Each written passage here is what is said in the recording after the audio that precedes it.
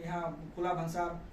सीमा सब है, तो हमन के सीमा पे जाए के लिए, सोनौली जाए के लिए, ककरहावा जाए के लिए बहुत समस्या है। 4 ठो पालिका के निकास एक ठो इंडिया से कनेक्टिविटी अगर डायरेक्ट हो जाए तो हमन के भंसार हो जाए, तो जनता के बहुत ज्यादा समस्या समाधान कम से कम ज्यादा अगर ना हो, एक ठो तरनी बॉर्डर हो सकता है या करमहा हो सकता है, कहाँ हो सकता है जो उनके इंडिया से हमन का कनेक्ट हो जाए, छोटा गाड़ी या बड़ा गाड़ी आ जा सके। एक लिए हमन का प्रदेश सरकार का अधिकार क्षेत्र से बाहर ही चीज है, तो हमरे का करब कि प्रदेश सरकार में अगर फिर गवा गए तो ई केंद्र सरकार से हमरे पहल करब और हमन के बलबूता जितना पहुंची परराष्ट्र के मार्फत, प्रधानमंत्री कार्यालय के मार्फत इंडिया सरकार से पहल करके पहल कदमी आगे बढ़ाओ जी करके ये हम निवेदन करे चाह। हमारी दृढ़ संकल्प है और विश्वास भी हमें है, हमें लागत है कि अगर हमारे सब लागा ये क्षेत्र वासी के जनता के आशीर्वाद रही तो सरकार जरूर एक संबोधन करी, ये हमें विश्वास है। हमरे का कह सकते थे प्रदेश के माननीय के हिसाब से हमरे पहल कर सके थे, हमरे कार्यान्वयन कराने वाले निकाय में ना है, ये अंतर्राष्ट्रीय मामला हो, यह नाते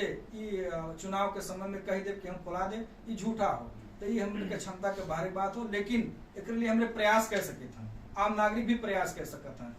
केहू भी प्रयास कर सकता है, लिए जे भी प्रयास कर सकता है, संचार कर्मी साथी लोग, अगुआ सामाजिक कार्यकर्ता अभियंता लोग कर सकते हैं, एक माननीय भी कर सकते हैं, गाँव पालिका लोग केहू कर सकते हैं। तो अपने स्तर से हमार जितना क्षमता पहुंची एक लिए नाका खुलाव के पहल कदमी लेकर एक हमार इहो दीर्घकालीन लक्ष्य हो कि कम से कम अगर ये खुल जाए नाका तो हमन का आवाजाही में सुगमता हो जाए। दूसरा चीज यहाँ का रोजगारी सृजना हुई, वहाँ से अगर ट्रांसपोर्टेशन का काम शुरू है तो हजारों लोग का रोजगारी का भी सृजना हुई। तो ये चीज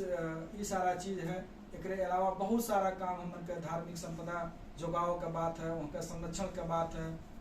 शिक्षा का बात है, बहुत सारा अभी करे के बाकी है जो उनकी हमारे यह कार्यकाल में शायद पूर्ण नहीं कर पाओगे है। एक लिए हम आम जनता से क्षमा भी मांगना चाह कि जो अपूर्ण काम रह गया है, काम तो हमारे प्रयास करेगा बहुत सारा करे, लेकिन जो हजारों साल से सैकड़ों साल से जो काम नहीं हो पा रहा ओका करत हमन के समय पर्याप्त नहीं रहा, 11 महीना का समय पर्याप्त नहीं रहा। यह नाते हम आम जनता से एक लिए क्षमा मांगना चाह कि यह बीच में समय के अभाव की वजह से, ना कि हम आक्रमणता की वजह से, हमन के जो है असक्रियता की वजह से ये नहीं होता, ये खाली समय ना हो के नाते हमारे कर्म असक्षम हो गए। तो यह नाते ये कुछ सपना क्षेत्रवासी का जो रहा जुगो जुग का सपना जो रहा, प्रारंभिक शिक्षालय बने, कन्या विद्यालय बने। कन्या विद्यालय के विषय में आपको हम बताओ चाह कि हम मरचुआरी गांव पालिका में कुछ लोग कहें कि यहाँ विद्यालय बनी, लेकिन वहाँ जगह प्राप्ति के समस्या और डॉक्यूमेंटेशन के समस्या, कुछ आंतरिक द्वंद की वजह से वो लोग नहीं आ पाए। यह नाते हमारे चूक होगा। अगर केहू कोनो पालिका आवारा दिन में केहू जगह प्रस्तावित करी तो हमें लागत है कि प्रदेश सरकार से एक लिए भी हम पहल करनी करब। दुई चीज मांग रहा प्रदेश सरकार से, हमरे कहा रहा जो है एक प्रारंभिक शिक्षालय आम जनता कही रहा कि शिक्षा मंत्री हो बाद प्रारंभिक शिक्षालय बनाओ, वहाँ हमारे सफल मरचुआर क्षेत्र में प्रारंभिक शिक्षालय निर्माण कर लिए। नीति कार्यक्रम में सरकार के है, बजट में भी व्यवस्था है, जगह व्यवस्थापन होने के बाद काम एक शुरू हो जाए। करीब 50 करोड़ की योजना ये हो। दूसरा चीज कन्या विद्यालय के बाद कन्या विद्यालय के व्यवस्थापन ना होना, जगह ना व्यवस्थापन, ये चीज अधूरा है, आवाला कार्यक्रम में कभी करा जाए। तीसरा चीज आपका हम के क्षेत्र के खेल कूद के माध्यम से दुई चीज के बड़ा लोकप्रिय खेल के लोग शौक रखते हैं, एक क्रिकेट हो, दूसरा कुश्ती हो। युवा साथी लोग जितना है क्रिकेट के तरफ ललायित हैं और पुरान जो है लोग पहलवान लोग हैं वो कुश्ती की तरफ ललायित हैं।